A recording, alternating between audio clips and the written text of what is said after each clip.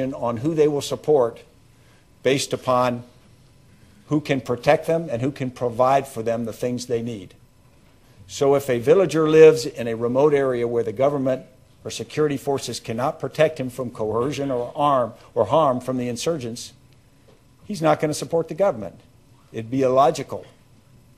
Similarly, if the government cannot provide him rule of law, basic ability to adjudicate requirements legally, can't provide for him just enough services to allow him to pursue a livelihood, it's difficult for him to make a rational decision to support the government. The Taliban is not popular. The Taliban does not have a compelling political context. What it has is proximity to the people and the ability to provide coercion and in some cases things like basic rule of law based upon they are there and can put themselves in that position. So the perception of the villager matters, which side he should support. So winning the battle of perception is key. I also think winning the battle of perception, as it applies everywhere, but particularly to us, is about credibility. As I told you, I think that the situation is absolutely not deteriorating by every indicator. But I will not stand up and say we're winning until I'm told by indicators that we are winning. Because for me to stand up and claim good things to motivate us and make us feel good that aren't supported by data very rapidly undermines our credibility. And our own forces are smart enough to know that.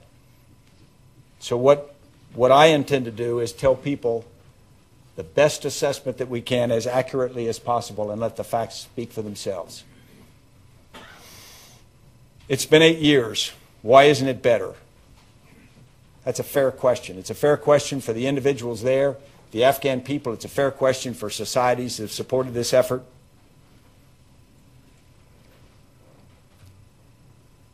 And it's true that after 8 years, after a lot of tremendous efforts, a lot of expenditures, loss of good people, many indicators, many things are worse.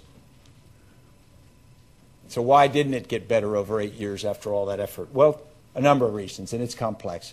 One is the insurgency grew.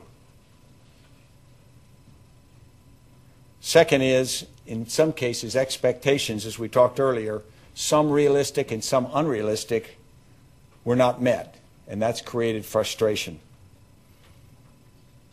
I will tell you, I also believe it took us longer than I wish it had to recognize this as a serious insurgency.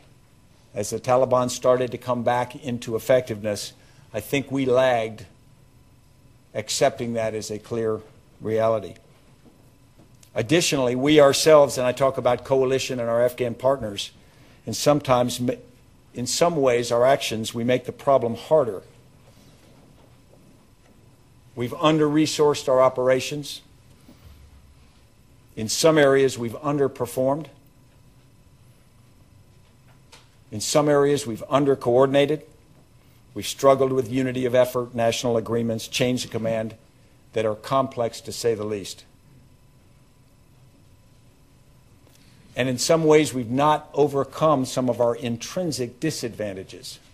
When you operate in a very different culture and you have a language difference and you have relationships that don't exist and you have a complex situation that takes time to understand, we have not effectively developed enough expertise, enough continuity of people, enough language-trained people to deal with the situation as effectively as I think we could have. Perhaps most importantly, our own operational culture, and I talk about coalition forces now, and manner of operating distances us physically and psychologically from the people we seek to protect. You need to connect with people, and yet the greater the distance, either physical or by barriers, language barrier, big force protection walls, makes it more and more difficult. At the end of the day, your security comes from the people. You can't build enough walls to protect yourself if the people don't. So we must operate and think in a fundamentally new way. Number 6, can we succeed?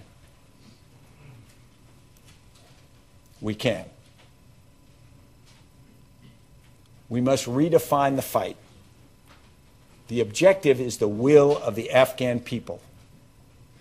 We must protect the Afghan people from all threats,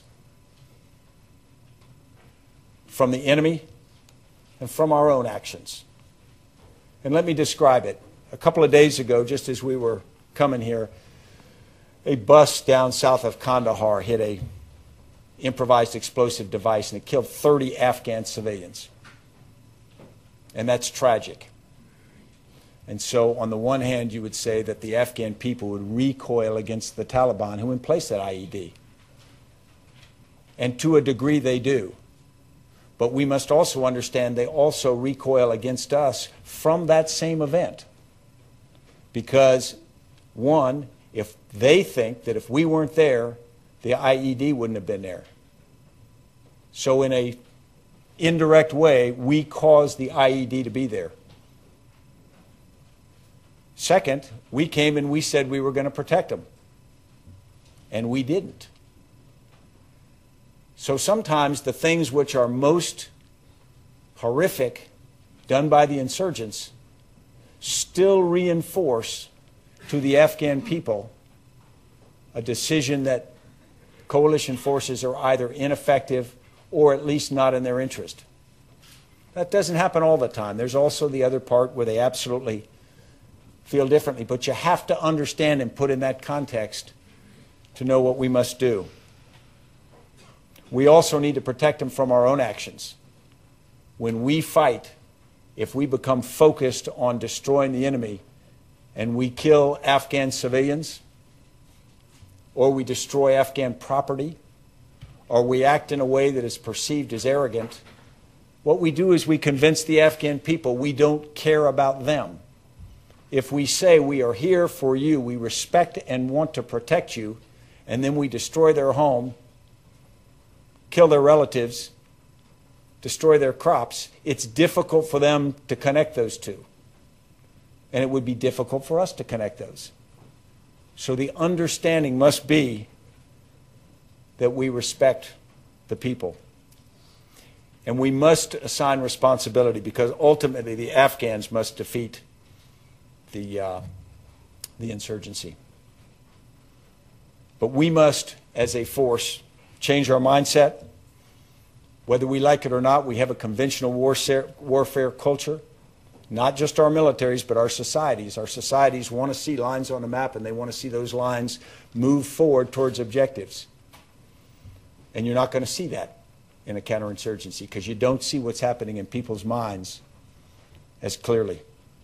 So we're going to have to do things dramatically differently, even uncomfortably differently, to change how we think and operate.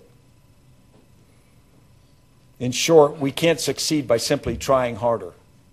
You can't drop 3 more bombs and have a greater effect. It's much more subtle than that. So in my mind, what we must do over the next period of time is we must gain the initiative by reversing the perceived momentum possessed by the insurgents. We must seek rapid growth of Afghan national security forces, and that is the army and the police.